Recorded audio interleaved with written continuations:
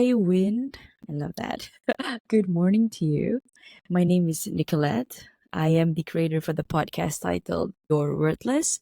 Read that again, the juxtaposition of your very soul. First off, thank you so much for reaching out to me.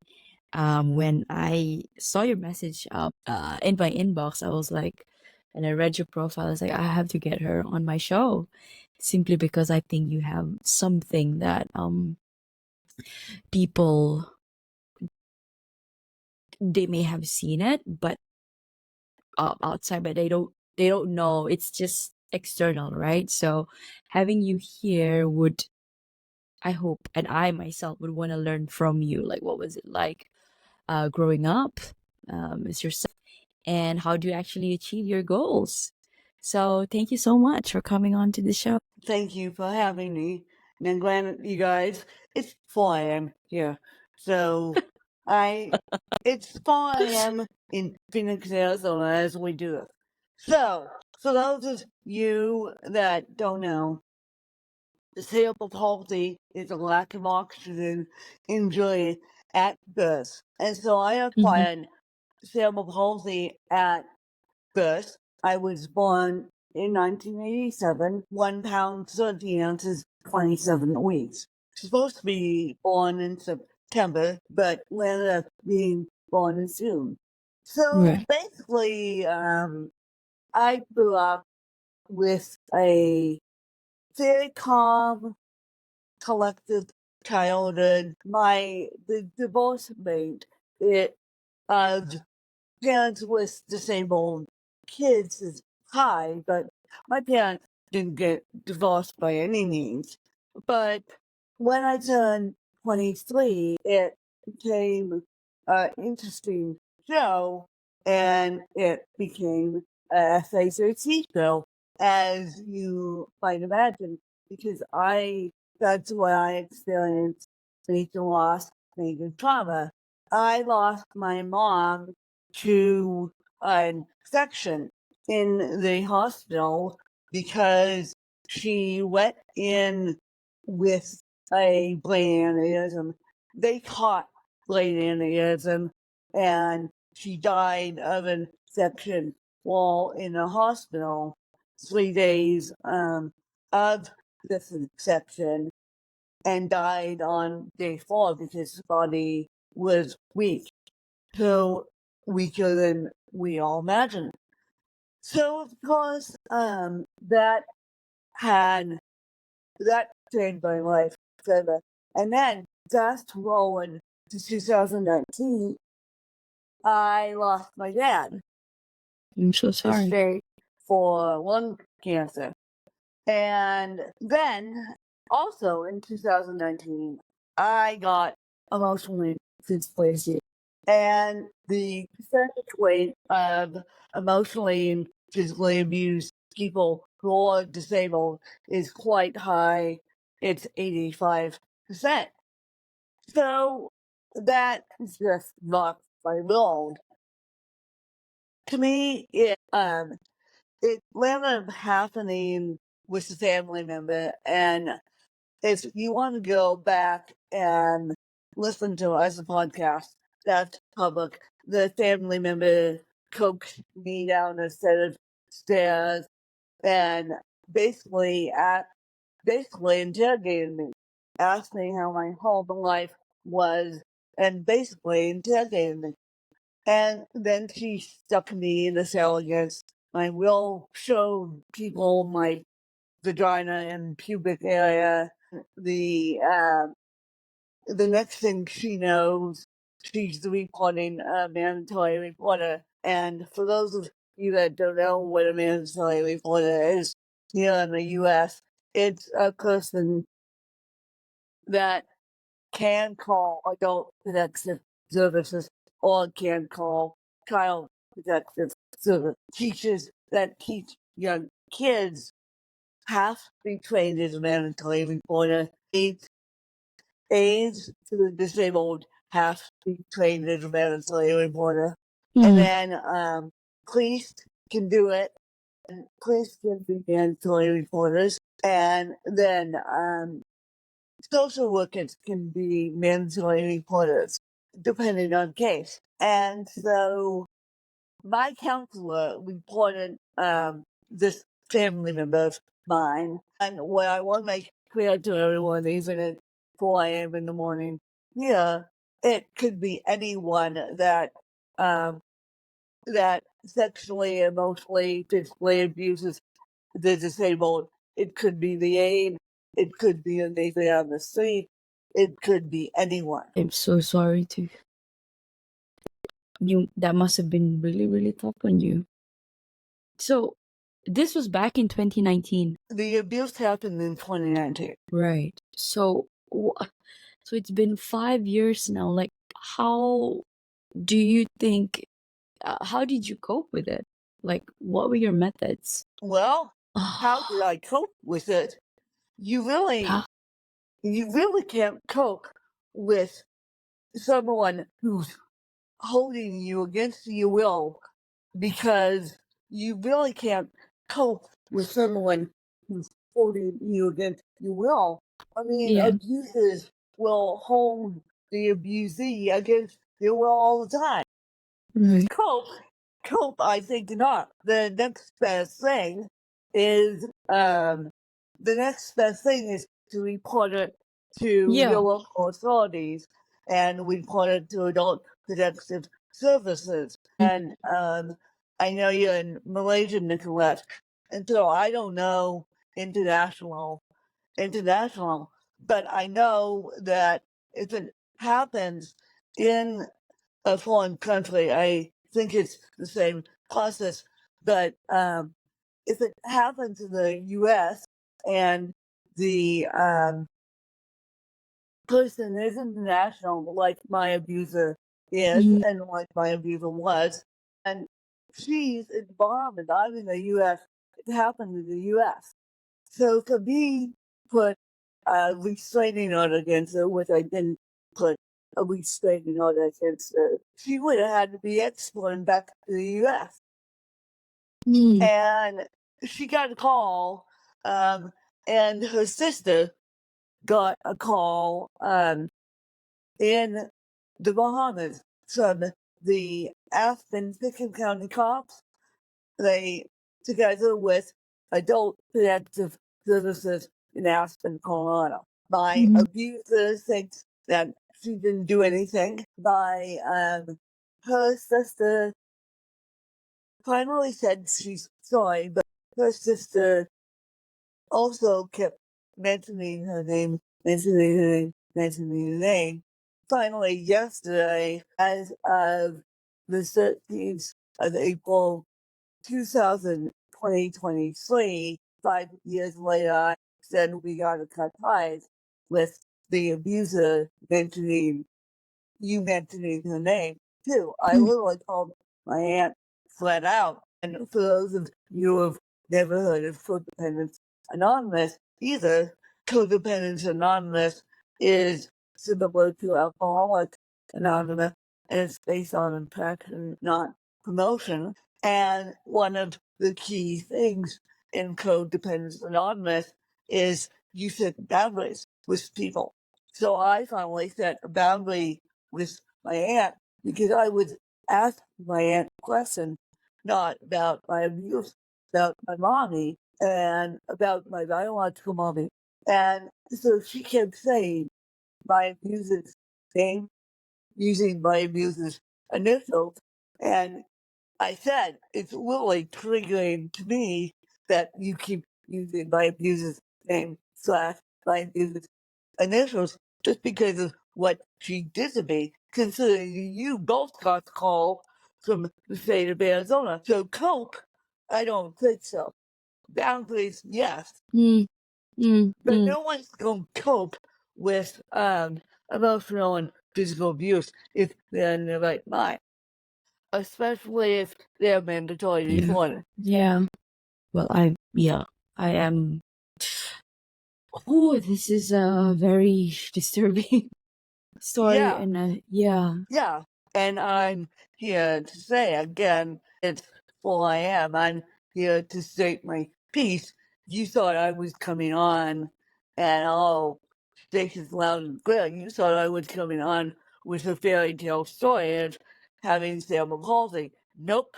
Mm. Nope. CP can be complex, and see also so can autism, also so can Downs, also so can anything else. The rate to get emotionally and physically abused or sexually abused is very high for the disabled because um, abusers, all abusers, tend to use the disabled as their victims, and they won't let the abusers go. I mean, abusers won't let them go to go get help. I had to back up towards the sink because I thought my abuser was going to whack me across the face. That's What? how. Excuse me? That's how. No, I had to back up towards the sink because I thought my abuser was going to whack me across the face because that's how abusers can get. The abusers won't let anyone go, disabled or not. They'll just keep abusing and abusing and abusing. And what turns out is my abuser started abusing me in 2010 when her step her sister, my mom, who was dying in that hospital, she abused me on August 11th, 2010, and then I was very lucky to get away from her, but she emotionally abused me, not physically abused me. It wasn't till 2019 that she physically abused me. And if when you're listening to this story, if you say, "Excuse me," you'll say, "Why didn't you back up towards the sink?" That's in self-defense. A lot of people will do it in self-defense. The abusees will try to get them away from the abuser the best they can. And I had four witnesses at the time of shaky abuse. It's not the sexual abuse. I actually had three witnesses. The three witnesses all did the same witness statement, including me. I had to go get professionally interviewed. For those that don't know what a professional interview is, a person sits with you across the room. They make you repeat the whole story and cops and the district attorney on the side of the wall. So, and they the whole story what happened with me in this, and they don't want when adult protection services gets involved. They don't want the witness statements to get all confused, so they make witness statements or individual things, either in person or via phone. I did both. My case was a 60-60 split because all my witnesses went there. Mm. Mm. So, may I know who are you staying with now? Are you staying by yourself? I'm staying by myself in Phoenix, Arizona. I have since moved away from the house where I got abused, and that was partially why. And the main reason was by for financial reasons because I lost my dad, and because I and my family, my mom's family, tried to take custody of me. The judge said no way because even though I'm disabled, I am confident enough to live on my own. I have help, but that help will remain behind the scenes. I'm slowly gathering a team down here. I got amazing housing opportunity that I couldn't turn down in Phoenix, Arizona. So, what are you doing now? Like, what do you? What am I doing? As Yeah, far as is it like work? work or anything, hobbies or passion project Well, that you're working on right now? Yeah. work is a full-time podcaster and raising awareness about cerebral palsy. And I also write books on the side, but work is full-time podcasting, raising awareness about cerebral palsy. Right.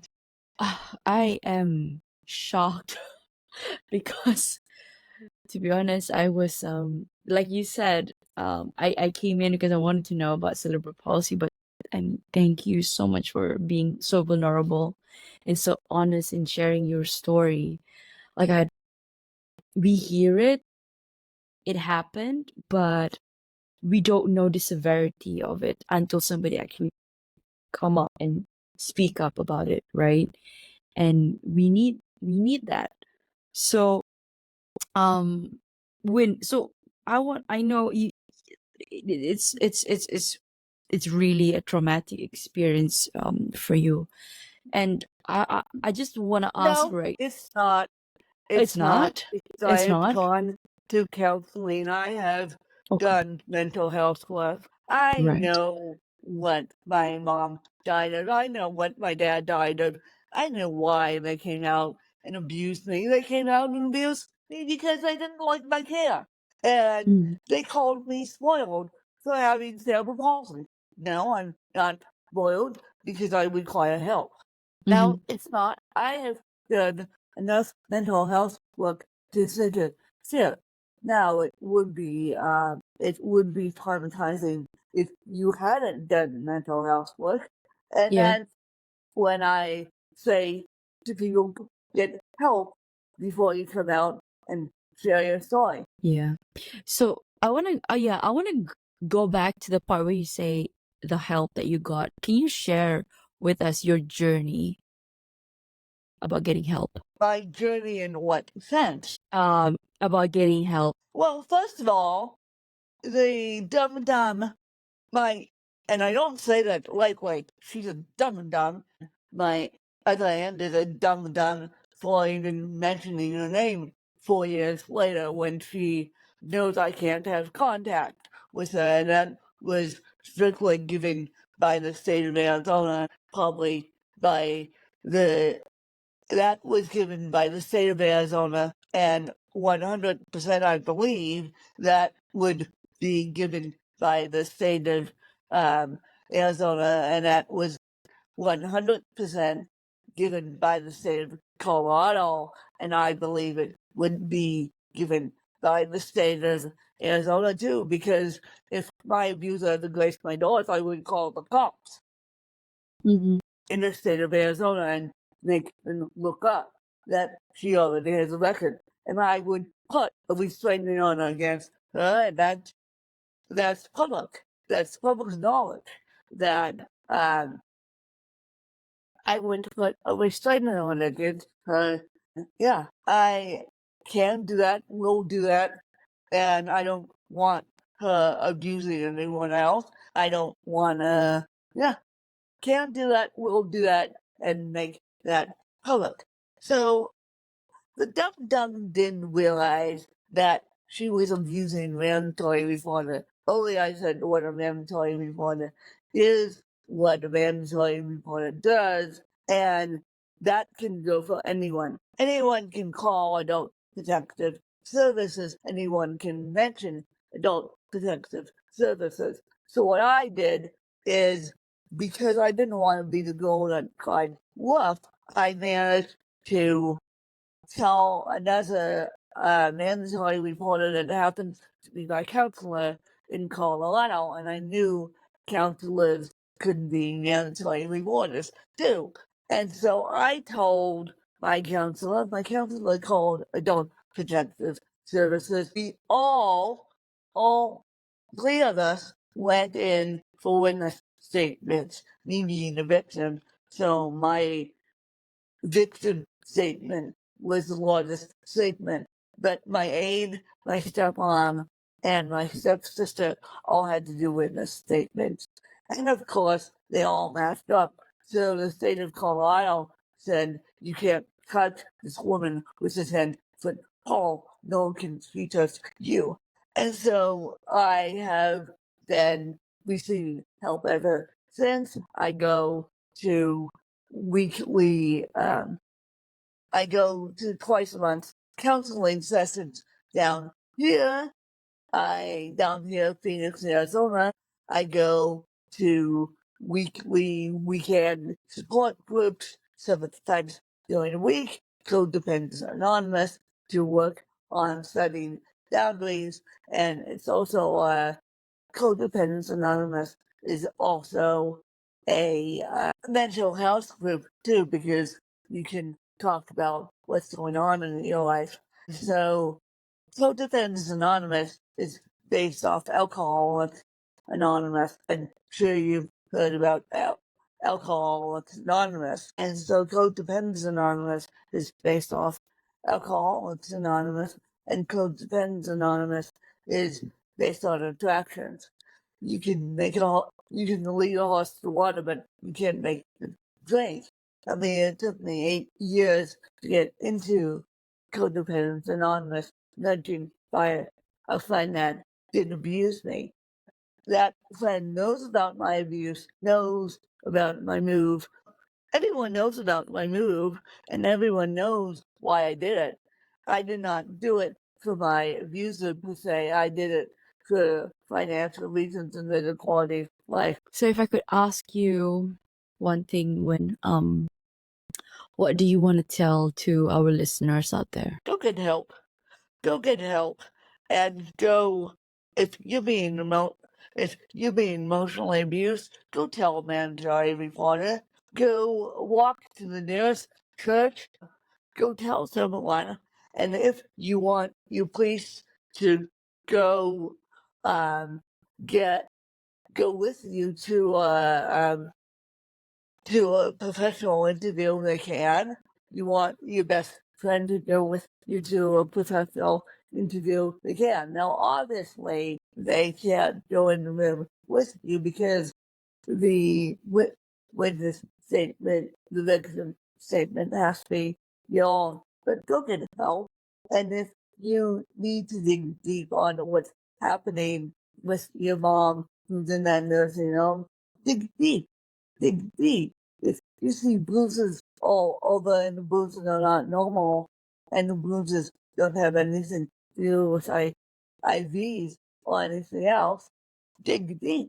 I mean, it happens all the time that nursing home abuse. I mean, nursing home abuse is 100% of news stories nowadays other than coronavirus. And so dig deep and go get help. And also set those boundaries.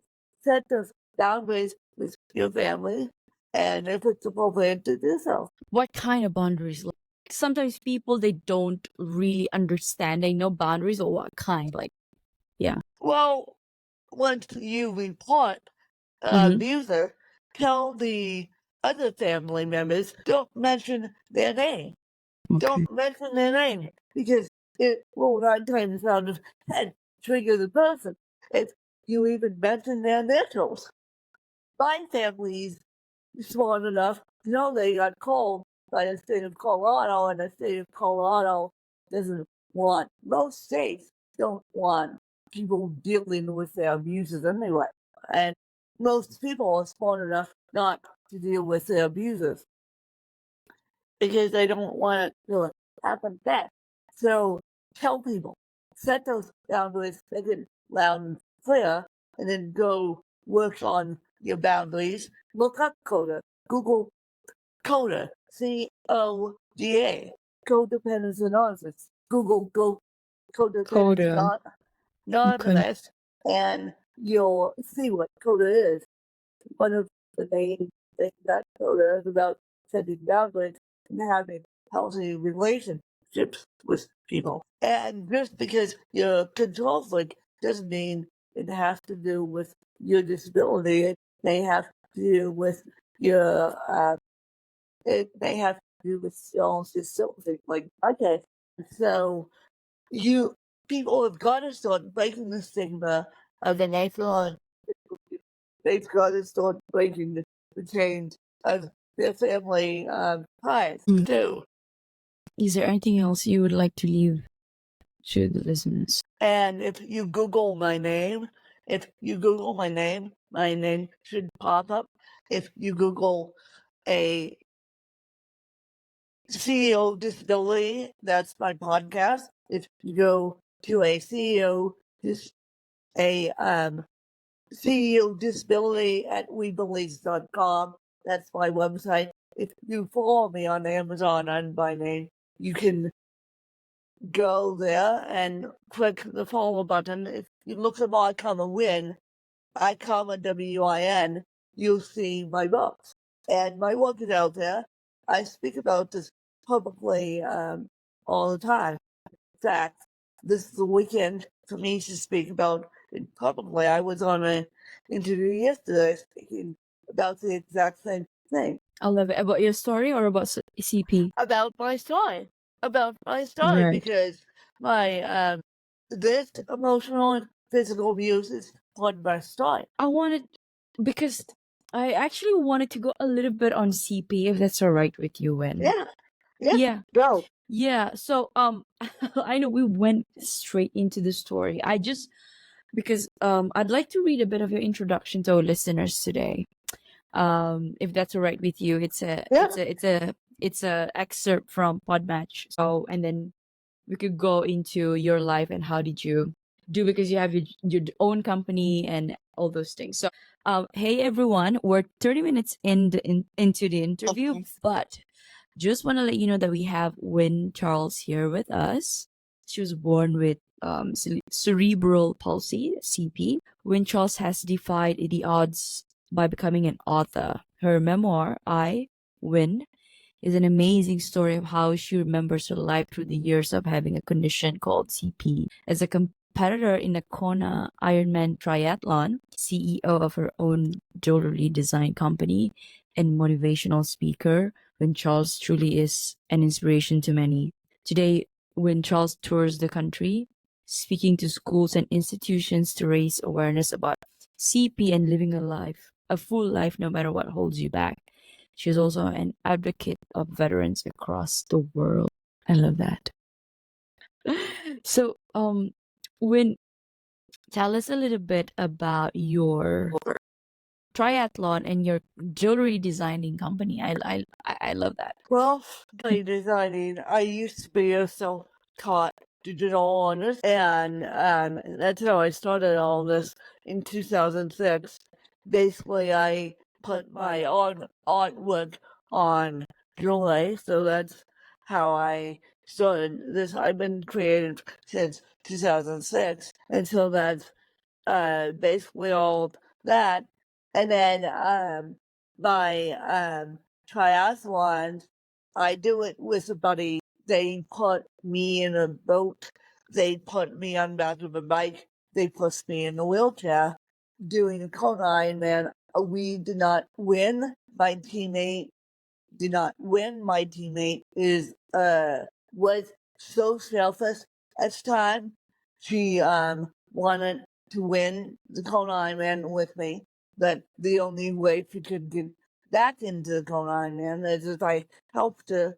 So I helped her, and then she said in the middle of the Kona Ironman, "This is hard," and we got pulled off the bike course because you have to do the swim, bike, and run in a certain amount of time. And the way Kona is set up is the toughest Ironman in the world. That's why, and it's only Olympic distance, but that's why they put it that way. It's called the World Championships. And so now I didn't win a Kona Ironman by any means, but I'm going back after I have back surgery on April 23rd to compete and win my Kona Ironman medal, and then I'll be retired from triathlon. You mean April 23rd this month? April 23rd, I'm going in for back surgery, but I still have to do full Ironman with my team before I go to Kona. Oh my god. All France at this point, because the women's race is they split the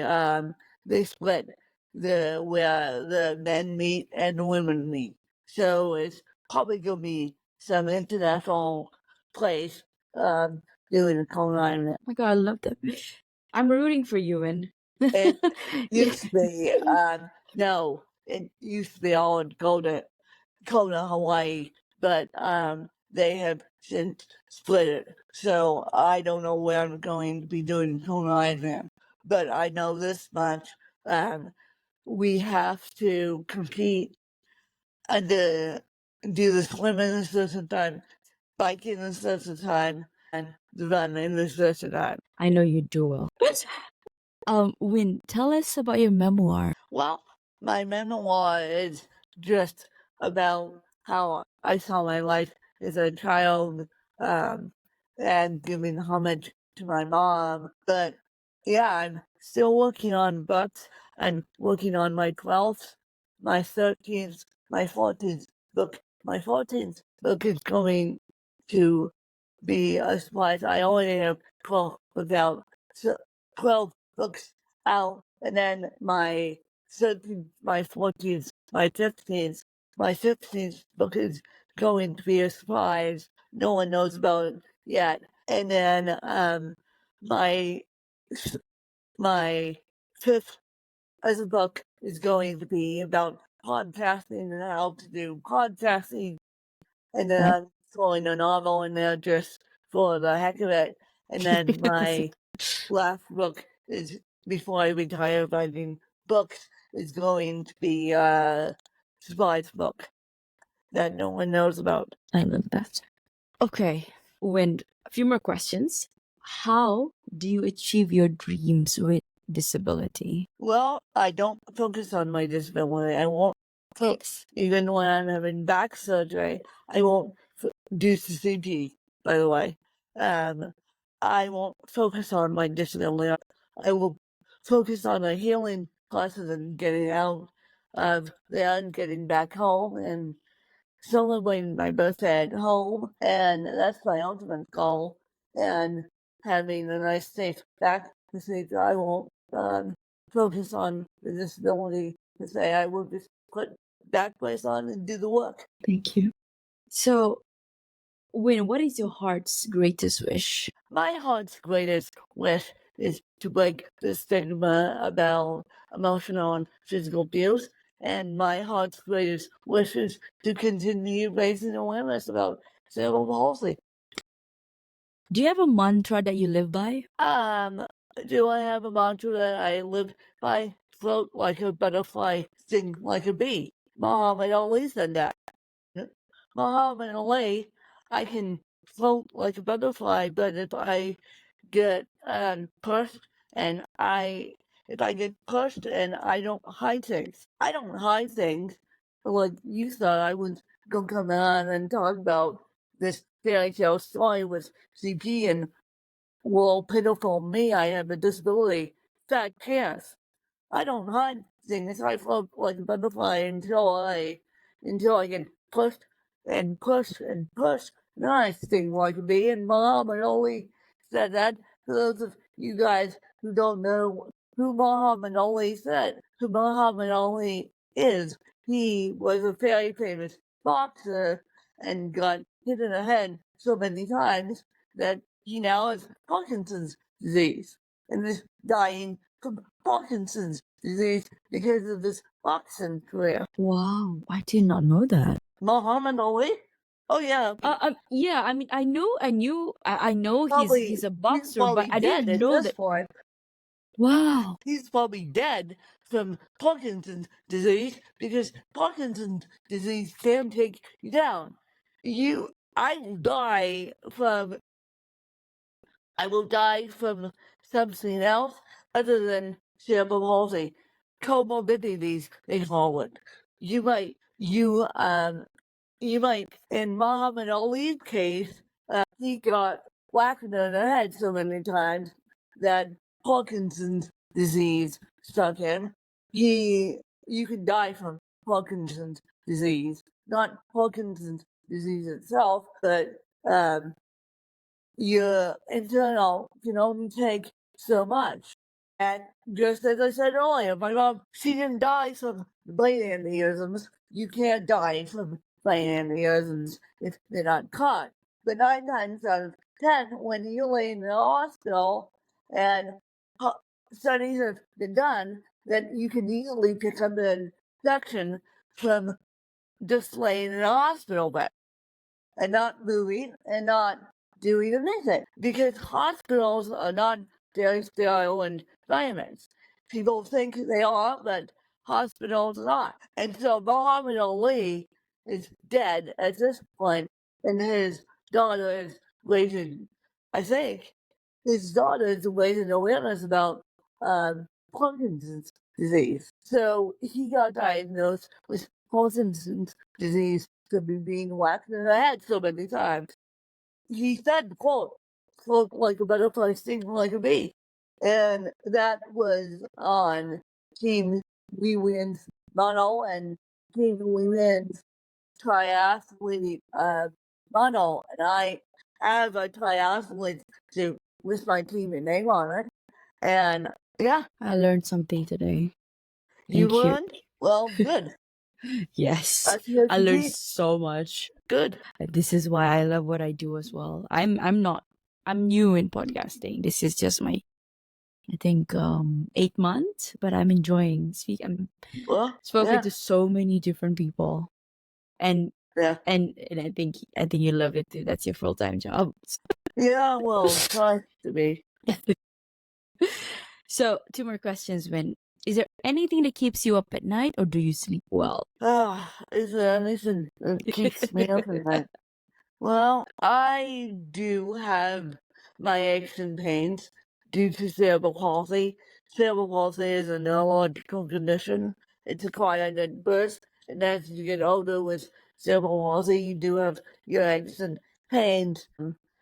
But other than that, I sleep better than now that I know in Phoenix, Arizona. That's the problem with Phoenix, Arizona. It's like you haven't heard the 101. The 101 is a major highway that goes through Los Angeles too, and it happens to go through Phoenix, Arizona. It's like you didn't hear it. So that keeps me up at night. Noise pollution keeps me up at night, but I tend to listen to music and call it good. I love that. Win, last question. If you could create a quote right now for you to leave to the audience listening and the world as your legacy, what would it be? People forget what you say, but never forget how you made them feel. That is Maya Angelou's quote. Yeah. That is my top 3 quotes as well. I love that. Thank you so much, Win. You're such an inspiration. You know, when I saw your name, just want to share, my brother-in-law, he was diagnosed with lymphoma 2 years ago. So he's now recovering and he's now remission free. His name is Erwin, and I call him Win as well. It's like, yeah, Win. It's like, yes, we're winning in life. So Yep. I love that. I love that. I'm very thankful for the time today and the conversation with you. Yep. If I do visit Arizona, I will get in contact with you since we're connected via LinkedIn. Yeah, that'd be great. Exactly. Yes.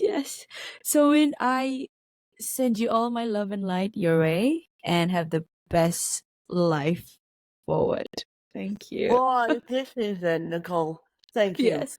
Thank you so much. Bye-bye now. Take care. Thank you. Thank you. Bye-bye.